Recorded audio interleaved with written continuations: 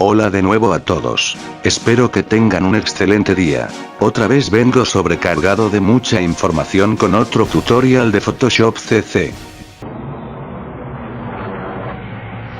Vamos a aprender dos formas de cambiar de color a los ojos, también se le puede aplicar al cabello y labios. Muy rápido, muy sencillo. Empecemos. Paren el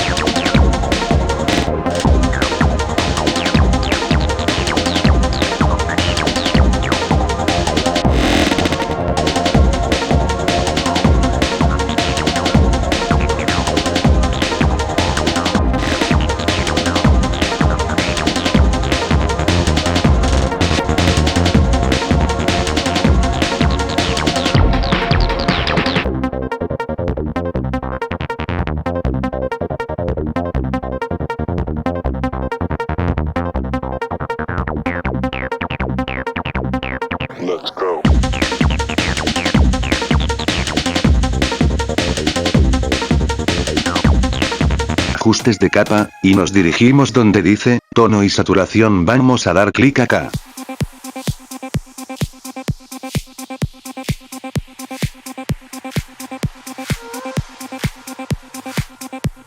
Y ya podemos poner un tono a los ojos a gusto.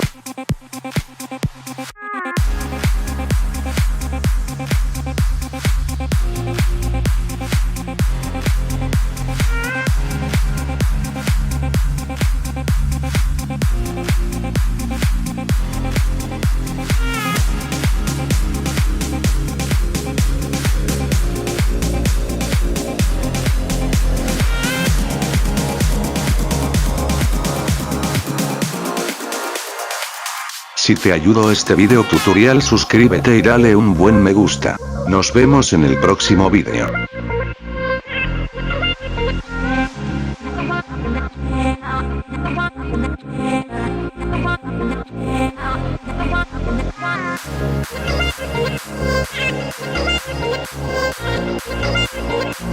Auxilio. Me desmayo. Suscríbete a la pluma carajo.